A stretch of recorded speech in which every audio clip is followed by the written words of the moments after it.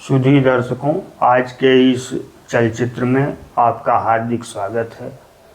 आज हमने अपने पास के एक वकील साहब से कुछ बातचीत की है। उसमें आप लोगों के लिए जो भी उचित चीज़ें जान पड़ी हैं, समझाने का प्रयास उन्होंने किया है और आप लोगों को वही प्रसंग दिखाया जाएगा। सादर धन्यवाद। पहले वकील साहब, आप अपना परिचय दे दीजिए। Akhileshwar Mishra, advocate, civil court Jaunpur.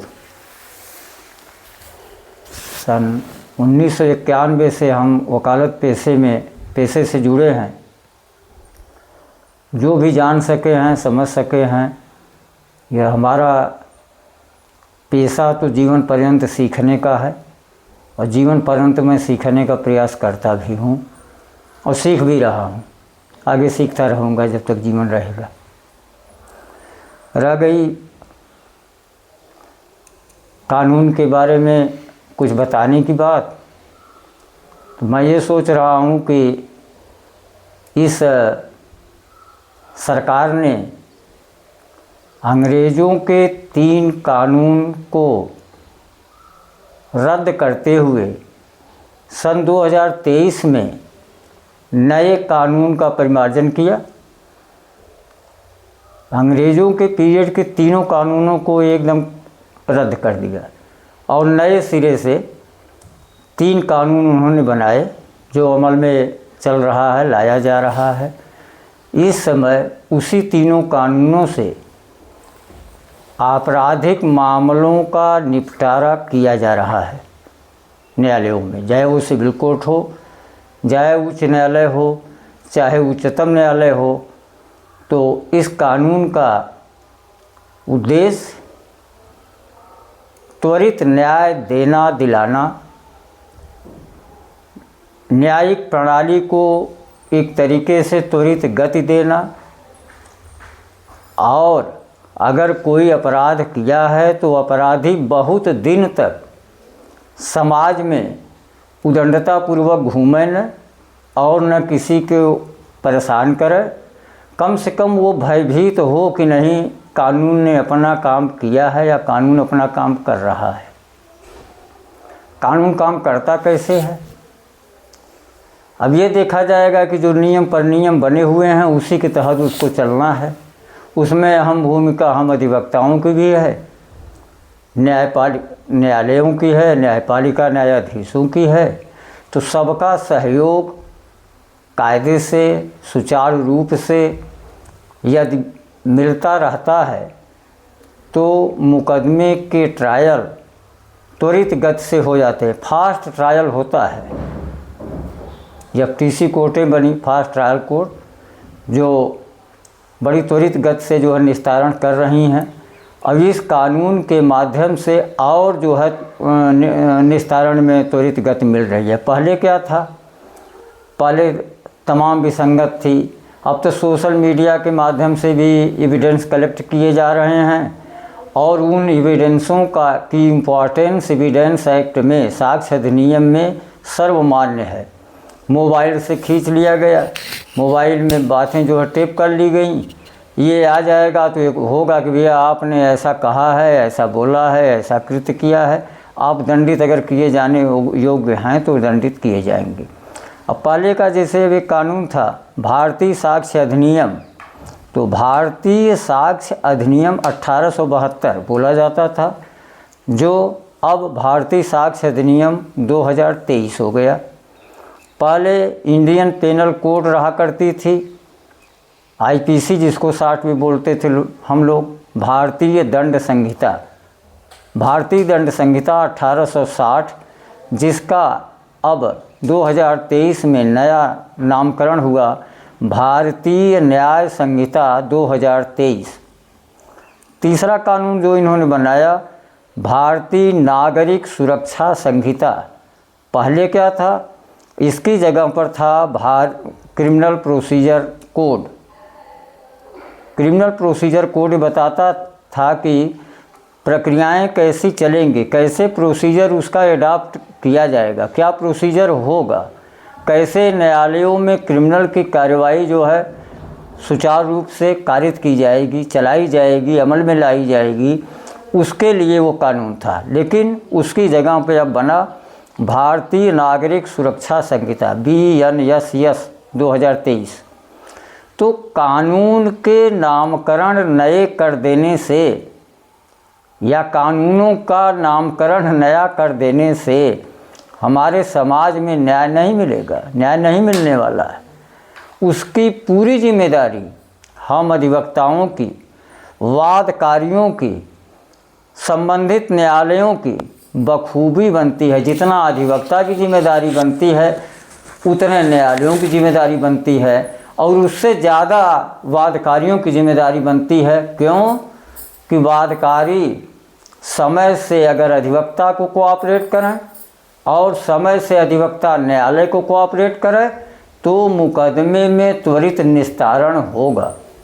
आपको गवाही के लिए बुलाया जा रहा है, आप शराब पीकर कहीं गिरे हैं, गवाही के लिए न्यायालय में नहीं आए, पुलिस बार बार आपको सम्मन है, BW है, NBW है, नाना प्रकार के प्रोसीजर भेज रही है, प्रोसेस भेज रही है, आप न्यायालय में उपस्थित नहीं हो रहे हैं गवाही देने के लिए, अपनी बात को पुष्ट करने के लिए, अपने मुकदमे की संपुष्टि के लिए, तो आपकी जगह पर कौन जाएगा गवाही करने।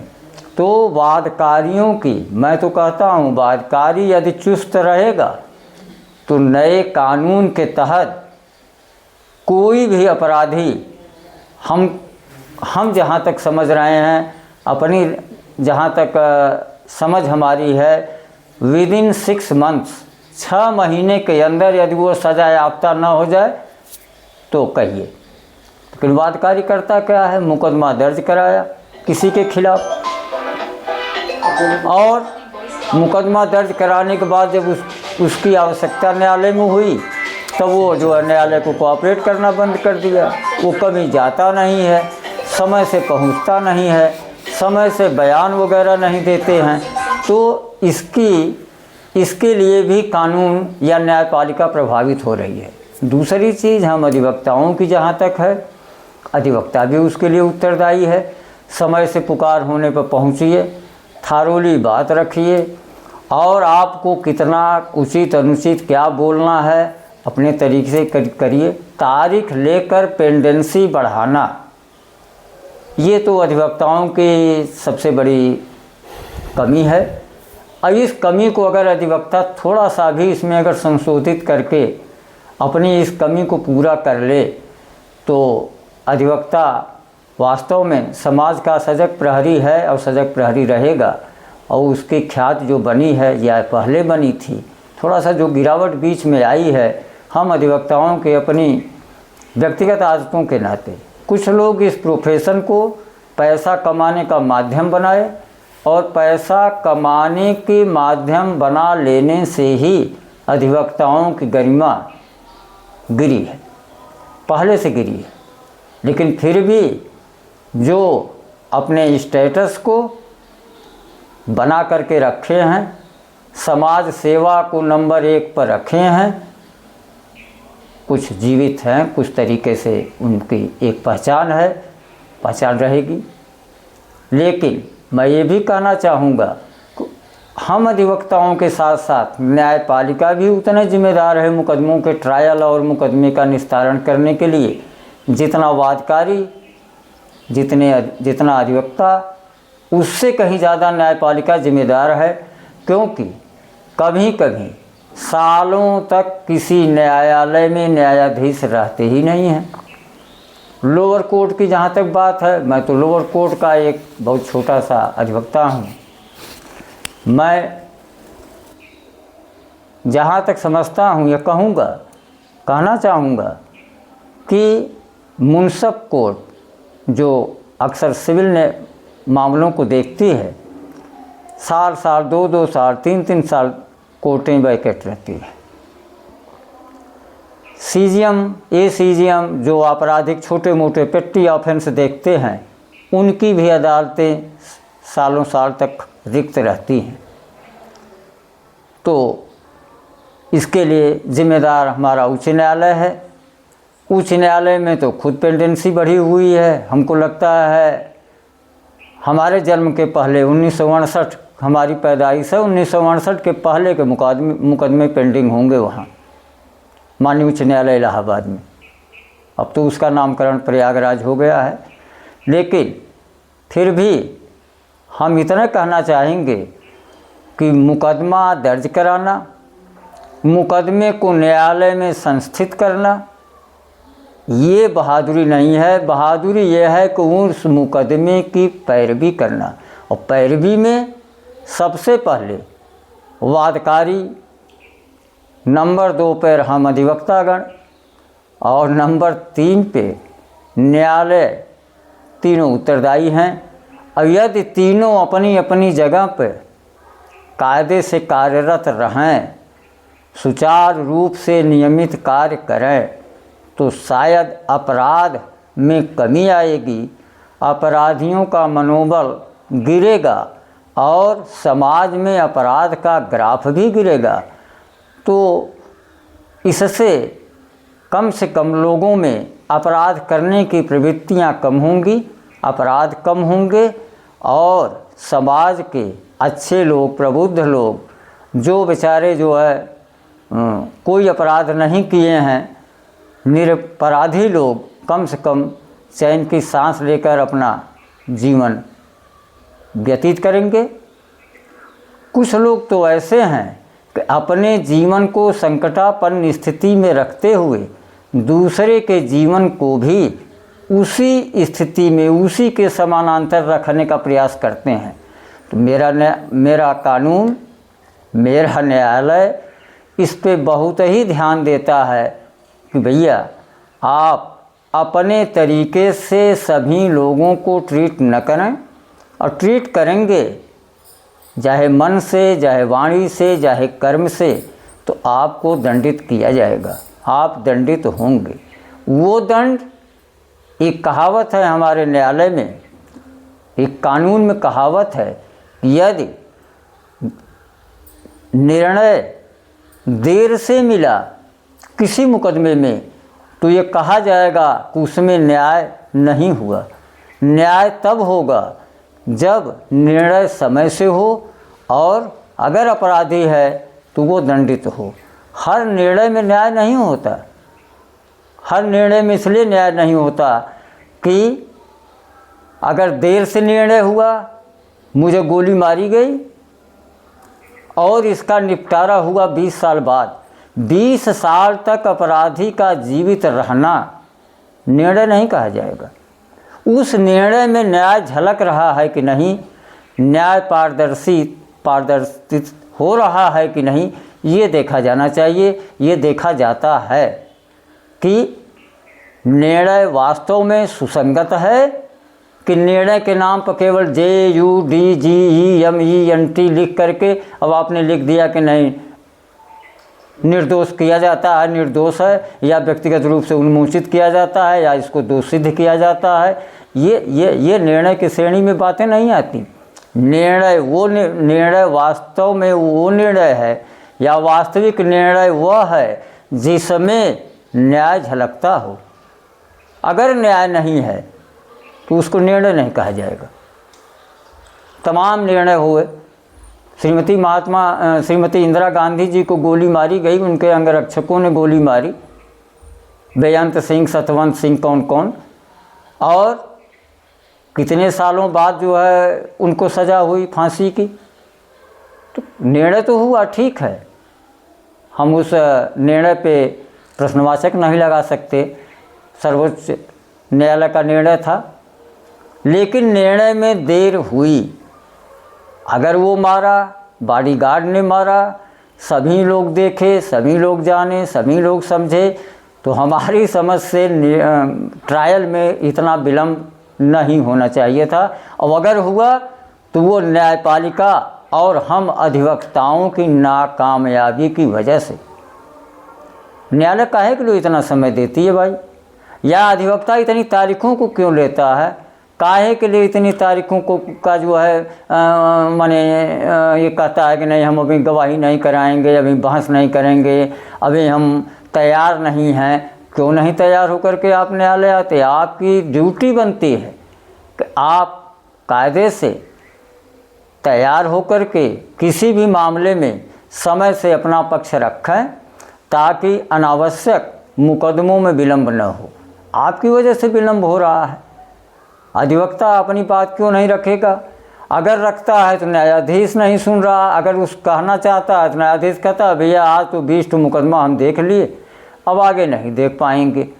तो न्यायपालिका भी इसके लिए लायबल है। अधिवक्ता अगर सुना रहा है, कह रहा है, तो उनकी बात सुननी चाहिए। और अगर आप सुनते हैं समय से और हर कोरम पूरा करते हैं मुकदमे का समय से, तो त्वरित न्याय और त्वरित निर्णय और त्वरित आदेश तो होते ही रहेंगे। आप लोग खुद टाल मटोल करते हैं। 400 मुकदमे लिस्ट में लग गए, वादकारी भी खड़ा है, अधिवक्ता भी बार बार आ रहा है, रिक्वेस्ट कर रहा है हमारी बात सुन लिया जाए। नहीं भैया हमको समय नहीं है, हम 20-25 देख लिए, अब इसके बाद नहीं देखेंगे। तो मैं कहता हूँ कि समाज में नए कानून बनाने से या नामकरण उसका नया कर देने से मुकदमे का त्वरित निस्तारण नहीं होगा, बल्कि न्यायपालिका को उस कानून के प्रति ज़्यादा संवेदनशील बनना पड़ेगा, ज़्यादा तरीके से गंभीर तरीके से उसका अमल कराना होगा, और उससे ज़्यादा जिम्मेदारी हम अधिवक्ताओं की बनती है। न्यायपालिका से ज़्यादा जिम्मेदारी अधिवक्ताओं की बनती है। अनावश्यक किसी मामले को एडजर्न न करे, एडजर्नमेंट न दे। मैं बैठा हूँ सीट पे, 3 रुपये का टिकट लगा करके दे दिया न्यायालय में कि और अखिलेश मिश्रा तो बीमार है, घर से आया नहीं, तारीख पड़ जाएगी, फिर 1-1.5-2 महीने आगे तारीख गई। तो अनावश्यक रूप से किसी कार्रवाई को एडजर्न करने का प्रयास अधिवक्ता न करे। और नंबर 3, वादकारी जिसका मुकदमा है उसको न्यायपालिका वकील से ज़्यादा संवेदनशील होना चाहिए, ज़्यादा एक्टिव होना चाहिए, ज़्यादा समय देना चाहिए। अगर वो समय से न्यायालय आता है, समय से अपनी हर कार्रवाई कराता है, तो मुकदमों में विलंब होने का कोई सवाल ही नहीं पैदा होता और न होगा, कतई नहीं होगा।